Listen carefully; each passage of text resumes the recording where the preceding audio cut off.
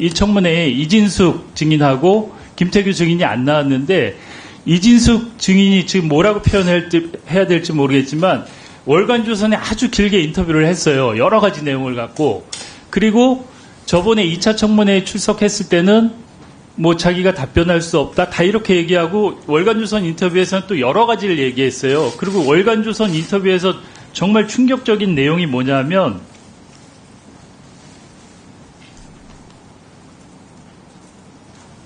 MBC를 사담 후세인 치하의 이라크에 빗대서 설명을 했어요. 그래서 외부의 강력한 힘으로 MBC를 무너뜨려야 한다. 이런 취지의 발언을 했어요.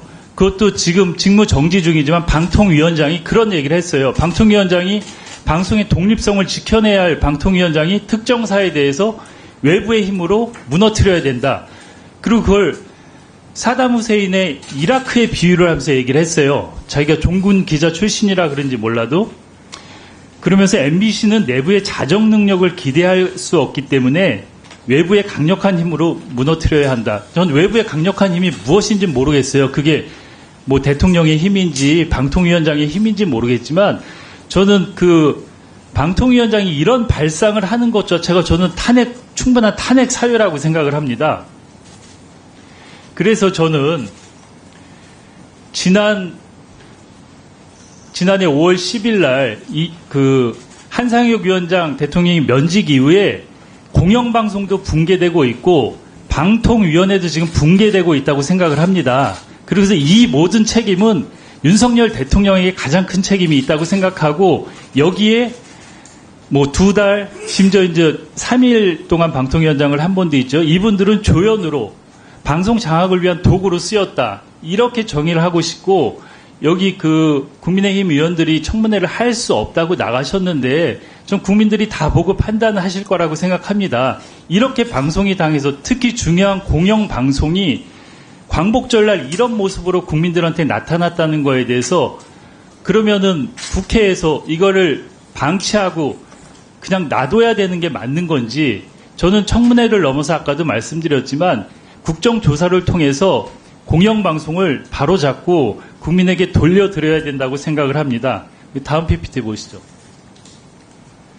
그리고 지금 7월 31일 과정에 대해서 5가지 저는 문제점이 있다고 생각을 합니다. 첫 번째, 불법적인 이인 의결의 문제. 두 번째, 회의 운영 절차상의 문제. 그리고 세 번째, 기피 신청 셀프 각하의 문제. 그리고 네 번째, 결격 사유 미확인. 그리고 5번째, 심의 없는 의결. 이렇게 5가지나 되는 문제가 있는데 공영방송 이사 선임이 정당하다고 누가 말할 수 있겠습니다. 하나하나 좀 따져보겠습니다. 김영관 기획관님. 네. 지금 불법적인 이인 의결이라고 제가 말씀을 드렸잖아요. 지금 이인에서 이렇게 의결하는 게 방통위의 간부로서 정당하고 바람직했다고 생각을 하세요?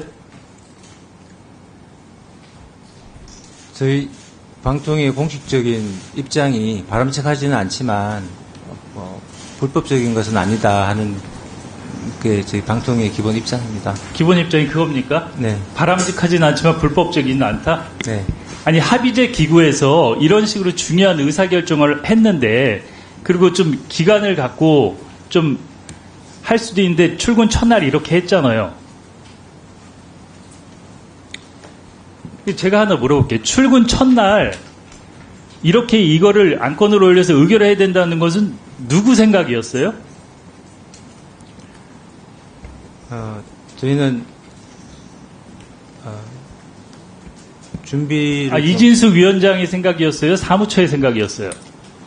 위원장님 생각이셨습니다. 아니 근데 위원장이 임명도 되기 전에 그러면 얘기를 해서 그걸 다 준비하고 그런 겁니까?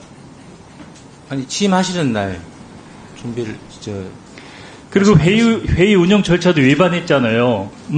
2일 전에 안건 고지하는 것도 그러고 그리고 지금 가처분도 걸려갖고 시간이 충분히 있었는데 그날 아주 급히 서둘러서 하지 않았어도 된 거 아니에요. 지금 결과를 보면. 그건 제가 말씀드리기는 좀 그런 것 같습니다. 그리고 기피 신청도 이진숙 위원장이 자신에 대한 기피 신청을 심의 의결해서 자신이 스스로 각하 결정을 했는데 먼저 이상인 부위원장도 이 문제가 있어서 YTN 제가 매각이 무효라고 저는 분명히 말씀을 드렸는데 똑같은 일을 했잖아요.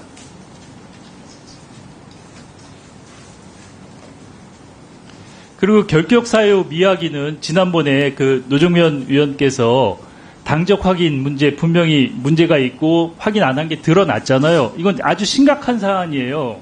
청문회 과정에서 확실히 드러났고. 그러니까 형식적으로 절차를 진행하고 끼워 맞췄다고밖에 볼 수 없잖아요. 지금 상황을 보면.